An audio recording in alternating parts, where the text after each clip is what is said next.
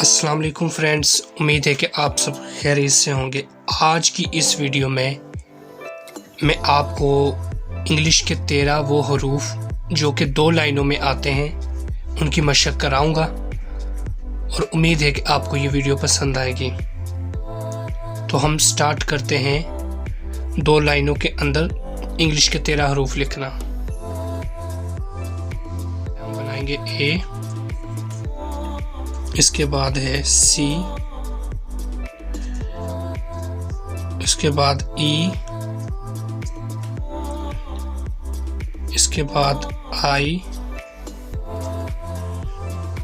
इसके बाद बनाएंगे हम M, N, O, R, S, U, V, W, X. तो दोस्तों ये थे वो 13 हरूफ जो कि 2 लाइनों में आते हैं। 2 लाइन हरूफ, 2 लाइन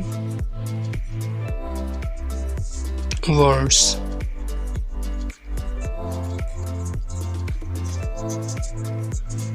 ये हैं 13।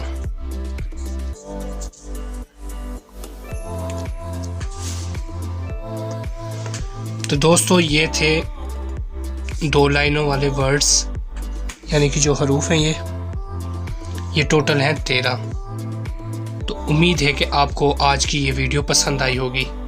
अगर आप चैनल पर नए हैं तो चैनल को सब्सक्राइब ज़रूर करें ताकि मेरी हर नई वीडियो आपको बासानी मिल सके। अपना बहुत सारा ख्याल रखना, दुआओं में याद रखना। अल्लाह हाफिज़।